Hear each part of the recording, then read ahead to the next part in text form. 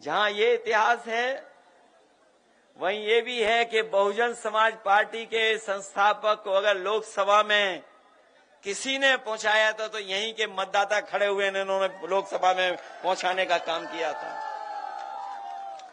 वो जीत नहीं पा रहे थे कहीं से, वो नहीं जीत पा रहे थे कहीं।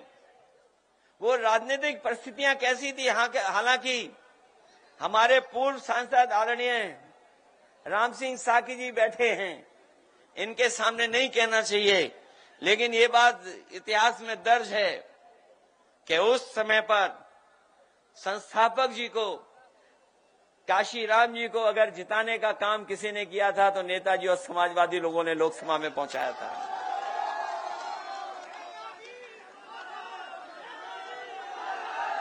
ये भी एक इटावा और औरिया का इतिहास है, जहां पर डाकू होते थे, जाने क्या क्या इतिहास था वहां पर। आजकल कौन है? आजकल आवाज बब्बर शेरों की आती है। ये लाइन सफारी जो बनी है देश की पहली है, पहली लाइन सफारी है जहां पर शेर पैदा हो रहे हैं, जहां पर कभी डाकू बनते थे, लोग डाकू बनते थे, वहां पर आजकल शेर पैदा हो रहे हैं। और अभी सुनने में आया 1 महीना हुआ नहीं है, 3 शेर और पैदा हो गए वहां पर। जब गोरखपुर वालों को शेर चाहिए था, गोरखपुर वालों को शेर चाहिए था, तो हमारे पत्रकार साथी जानते होंगे, शेरों को किसी ने खाना खिलाया तो इटावा वालों ने खाना खिलाया था। वही शेर गए हैं गोरखपुर, और वो गोरखपुर वाले ऐसे हैं कि वो शेर को खुले में नहीं रख सकते हैं। जो गोरखपुर वाले हैं वो शेर को खुले में नहीं रख पा रहे हैं, पिंजरे में बंद कर रखा है। लेकिन हमारी इटावा की लाइन सफारी ऐसी है जहां पिंजरों में नहीं रखना है, शेरों को खुले में छोड़ना है। इसलिए एक ये भी इतिहास है। इसलिए मैं आप सबसे कहना चाहता हूं कि बाबा साहब भीमराव अंबेडकर जी की आज प्रतिमा लगा करके हम लोगों को उस विचारधारा से जोड़ करके हमारे सांसद और उनके साथियों ने बहुत बड़ा काम किया है।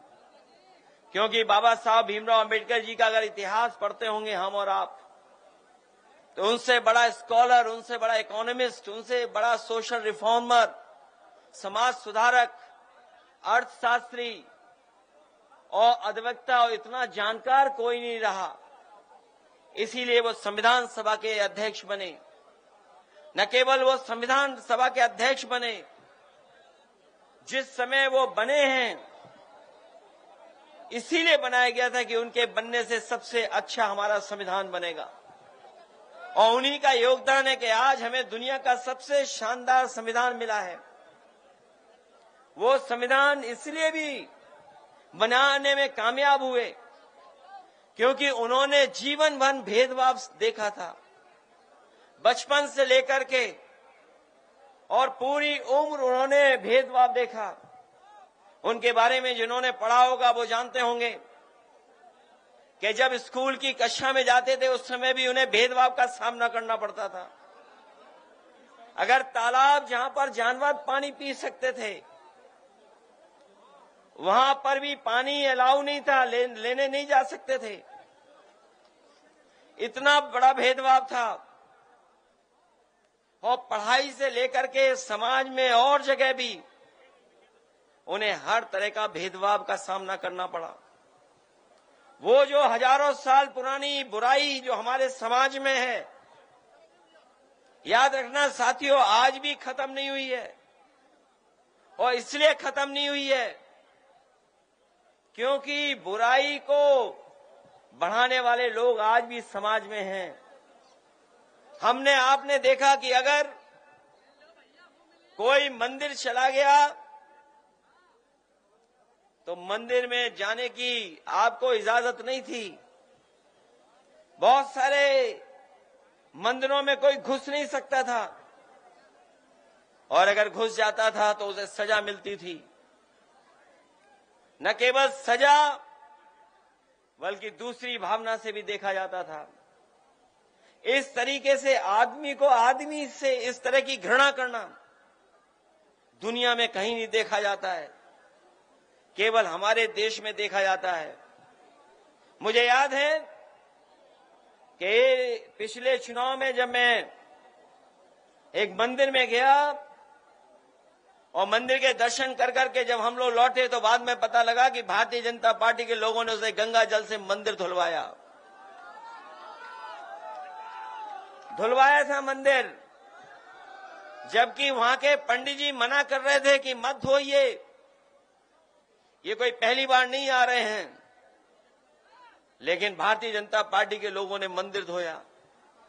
आपने अखबारों में खबरें भी पढ़ते होंगे कि एक जज साहब जब कुर्सी पर बैठे तो उन्होंने कुर्सी को गंगा जल से धुलवाया। इस तरह का भेदभाव आज भी हमें देखने को मिलता है। जिस मुख्यमंत्री आवास में न जाने कितने लोग रहे, जिस समय मायावती जी उस मुख्यमंत्री आवास में रहते थे, और जब मैं उस मुख्यमंत्री आवास में गया तो हम लोगों ने कभी गंगा जल से नहीं धुलवाया। लेकिन जब यही उत्तर प्रदेश के मुख्यमंत्री जो अपने आप स्टैम्प लगा करके योगी बन गए हैं, वो जब मुख्यमंत्री आवास में गए तो गंगा जल से मुख्यमंत्री आवास धुलाया गया था। ये भेदभाव आज भी है। मैं सोच सकता हूं, कल्पना कर सकता हूं कि अगर हम लोगों के साथ ऐसा व्यवहार हो सकता है तो और हमारे जितने बहुजन समाज के लोग हैं उनके साथ न जाने कैसा कैसा व्यवहार होता होगा। और वो हमें देखने को मिल रहा है। हमारा आरक्षण छीना जा रहा है, हम लोगों को कहीं आगे बढ़ने का मौका नहीं दिया जा रहा है, सरकारी स्कूल बंद किए जा रहे हैं, संस्थाओं में अपने लोग बैठा करके अपने लोगों का अपॉइंटमेंट किया जा रहा है। तो इस तरह का भेदभाव चल रहा है। और किसने किया था ये भेदभाव? कोई एक मन्नू महाराज आए थे, वही सब गड़बड़ कर गए। कोई मन्नू महाराज आए थे, उन्हीं ने सब गड़बड़ कर दिया। अगर कोई हमें और आपको सम्मान दिलाता है तो ये बाबा साहब भीमराव अम्बेडकर जी का संविधान हमें सम्मान दिलाता है।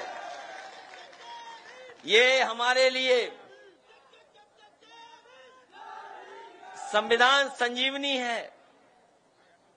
ये हम चाहते हैं देश संविधान से चले, लेकिन कुछ लोग अपने अहंकार से देश को चलाना चाहते हैं। कुछ लोग संविधान को केवल कोरी किताब मानते हैं, संविधान को संविधान नहीं मानते हैं।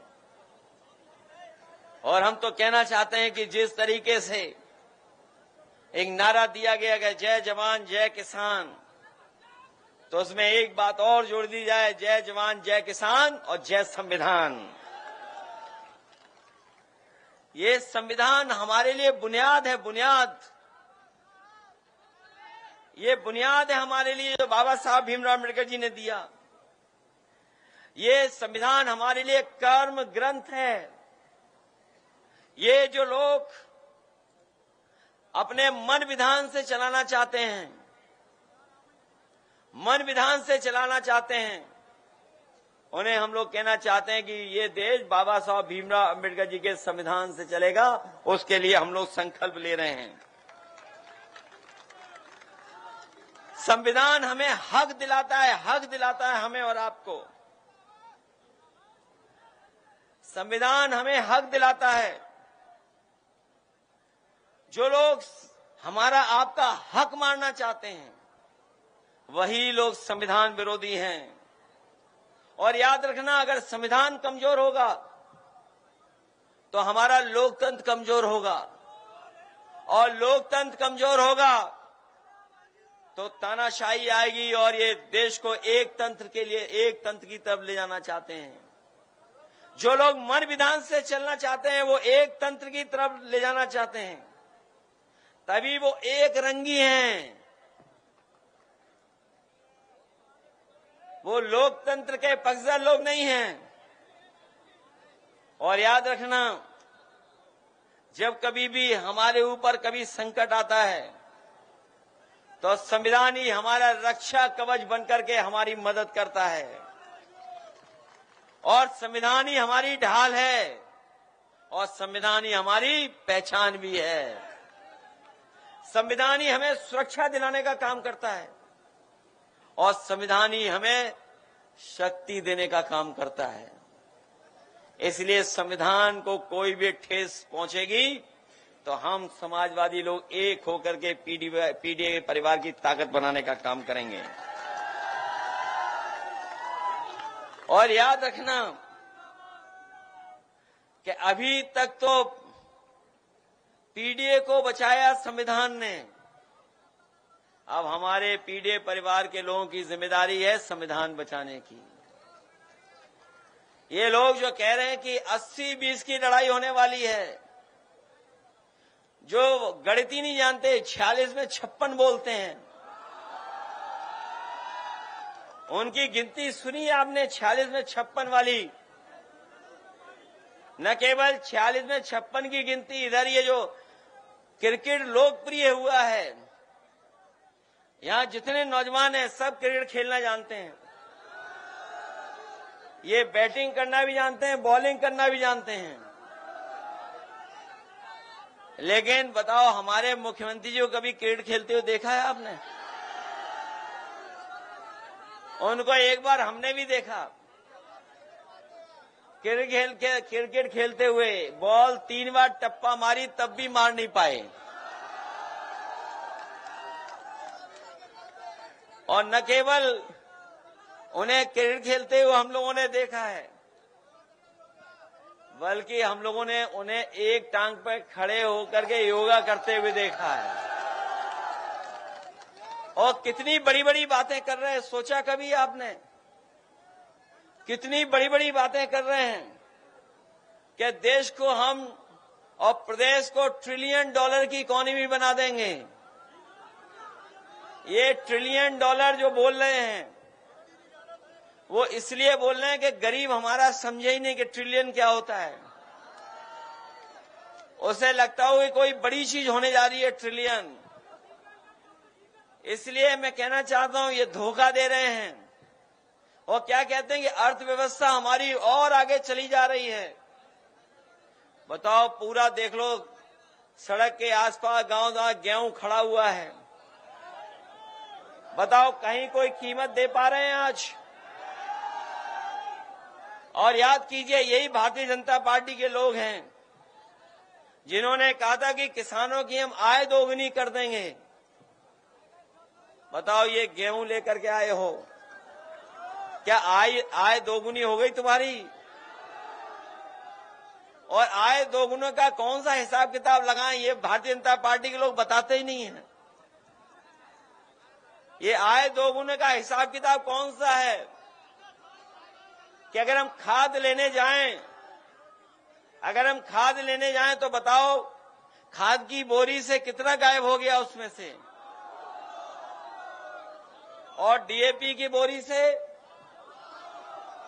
और संग में जो आपको जबरदस्ती दिलवा रहे थे नैनो यूरिया। बताओ, पत्रकार साथी कोई कहानी नहीं लिखते? अगर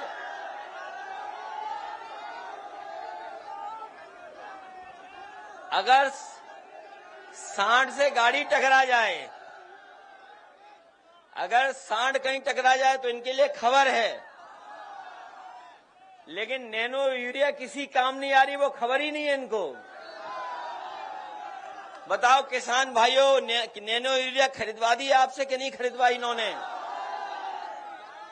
और ये तो महेवा है, यहां तो बहुत पढ़े लिखे बुद्धिजीवी लोग रहते होंगे। बताओ, नैनो यूरिया से कौन सा खेती को लाभ हो रहा है? कोई लाभ हो रहा तो बता दो हमें। और सुनने में आ रहा है कि जिस तरीके से उद्योगपति भारत का पैसा लेके भाग गए, वैसे ये नैनो यूरिया बनाने वाले साइंटिस्ट भी भारत छोड़ के भाग गए हैं। बताओ, कीटनाशक दवाइयां महंगी हो गई, डीजल पेट्रोल महंगा हो गया, और गैस का सिलेंडर जो फ्री मिलना था वो बताओ कहां मिल रहा है।